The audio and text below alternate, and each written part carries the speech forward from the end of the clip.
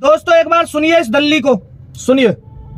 पुरानी सवाल ये है कि पाखंड सिर्फ सनातनियों में क्यों दिखता है, बाकी जगह पे भी लोग ऐसे ही करते हैं। तो आपने कहा कि साइंस के आगे जो है वो चमत्कार है। देखिए, आपकी जो पहली बात मैं बताना चाहूंगी कि बोलते हैं सनातनियों में क्यों बताएं, हर धर्म में ये चीजें हो रही है। आज आप वीडियोस निकालेंगे यूट्यूब पे जाएंगे तो आपको हर धर्म में दिखेगा, सिर्फ ये धर्म में नहीं दिखेगा। लेकिन धीरेन्द्र शास्त्री जी जिस तरह से बोलते हैं, मैं इतना कहना चाहूंगी कि जो वो कर रहे हैं, वो बोल रहे हैं कि जो माइंड रीड में करता हूँ ये वो गलत है। वो एक ट्रिक है, वो एक कला है, वो बहुत अच्छी तरह से उस कला को पेश करते हैं, उसके अंदर कोई दो राय नहीं है, लेकिन वो एक कला है। अगर वो बोलते हैं कि हमारी पे कृपा है, तो मैं मानती हूँ हम सब भगवान के बच्चे, हर व्यक्ति के ऊपर भगवान की कृपा होती है। ऐसा नहीं कि दो ही बच्चे भगवान को पसंद और उन्हीं पे कृपा होती है। तो वो एक कला है, एक ट्रिक है जो वो दिखाते हैं और उसको नाम दे देते हैं उसका। वो कहते हैं उनके लिए उन्होंने 25 साल तपस्या की, उसको साधना से उनको ये चीजें हासिल हुई है। मेरे को जादू करते हुए 25 साल हो गए, मैं जीवन में कभी स्कूल नहीं गई हूँ। मैं 7 साल की उम्र से आज तक 5000 से ज्यादा शो कर चुकी हूँ। कहानी हम सबके पास है। बात यह है कि धीरेन्द्र शास्त्री जी ने हवा बनाया है, उन पे नाम इसलिए नाम बना दल्ली बंद कर। पुरानी सवाल ये है कि पाखंड सिर्फ सनातनियों में क्यों। ये दोस्तों सबसे बड़ी बात ये है कि ये कह रही है कि भगवान की कृपा तो सब पे है, उन्हीं पे थोड़ी ना है। तो ऐसा है, भगवान की कृपा पाने के लिए बड़ी तपस्या करनी पड़ती है। पहले तो स्वानी तू अच्छे से ये सुन, ठीक है। और दूसरी बात, जो तू करती है वो भले ही एक कला है, जो तू करती है वो भले ही एक जादू है तेरी नजरों में, लेकिन जो बागेश्वर वाले धाम वाले जो गुरुजी करते हैं, जो धीरेन्द्र कृष्ण शास्त्री महाराज करते हैं, उनके पास दिव्य शक्ति है। ये तुझे भी मानना पड़ेगा। क्यों मानना पड़ेगा? उसका कारण है कि जिस तरह से 4-4, 5-5 लाख लोगों में से पत्रकार को बोल देते हैं कि जा जिसे उठा के लिया, और पहले ही लिख के रख देते हैं। क्या? ध्यान से सुन, पहले ही लिख के रख देते हैं 4-5 पर्चा, और जाकर बोल देते हैं जा किसी को भी उठा ला 4-5 लाख लोगों में से, फिर उसको लेके आते हैं। जबकि जो पत्रकार होता है, जो लेके आता है उठा के, उसको भी यह नहीं पता होता कि मैं किसे उठा के लाने वाला हूं।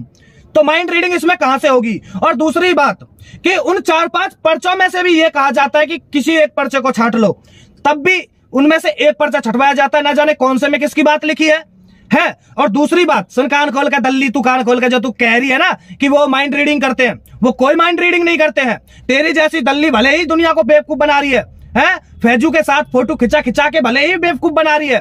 तुम जैसे विधर्मी लोगों की यही एक आदत है। तू कहती है 25 साल है, तेरे को हो गए 25 साल। जो धीरेन्द्र कृष्ण शास्त्री महाराज हैं वो कुल में ही 25-26 साल के हैं।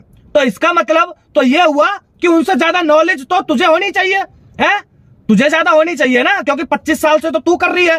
और वो तो यानी कि वो तो अपनी भक्ति में लीन थे, वो तो अपनी भक्ति में लीन थे, तभी तो आज उनके पास भगवान की कृपा है। ये मानना पड़ेगा, मानना पड़ेगा, मानना पड़ेगा। तू क्या कहती है? दिमाग में सोचिए, एक एक वर्ड सोचिए, अपने दिमाग में तेज तेज चिल्लाइए, और सिर्फ तुझे तेरे दोस्त का नाम सोचिए या फिर कहीं घूमने जाना है वो सोचिए। ये 3-4 चीजें तुमने रट रखी है अपने दिमाग में, और इन्हीं से तुम लोगों को बेवकूफ बनाते हो, ठीक है। इन्हीं से तुम लोगों को बेवकूफ बनाते हो। ये देश की जनता भली भांति जानती है।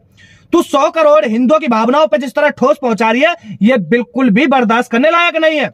और सबसे बड़ी बात यह है कि ऐसा है, जो तू 25 साल चिल्ला रही है, तो फिर तो तुझे ज्यादा होना चाहिए। तो तू उठा के दिखा दे। स्टूडियो में 4 लोग बैठा रहा के अपने गिने चुने उन्हीं का माइंड रीडिंग कर करके बेवकूफ बना रही है ना। तो ऐसा है, 4-5 हजार लोगों में से करके उठा के दिखा दे ना, किसी का नाम लेके। तू नाम लेके उठा के दिखा दे, नहीं है तेरे बस की। क्योंकि 20 बार तो तू इंसान से कहती है सामने वाले से कि जोर जोर से अपने दिमाग में रिपीट करिए, चिल्लाइए चिल्लाइए, ऐसा होता है क्या? ये लोगों को बेवकूफ बनाना बंद कर, टीआरपी कमाना बंद कर। बागेश्वर धाम महाराज के नाम से टीआरपी कमाना बंद कर। उनके नाम से आगे उठ के फेमस होना चाहती है, फेमस होना चाहती बस। तेरे जैसे हजार पड़े हैं, ठीक है। मतलब अपने सामने किसी की चलने नहीं दे रहे हैं ये लोग, कैसे बेवकूफ बना रहे हैं।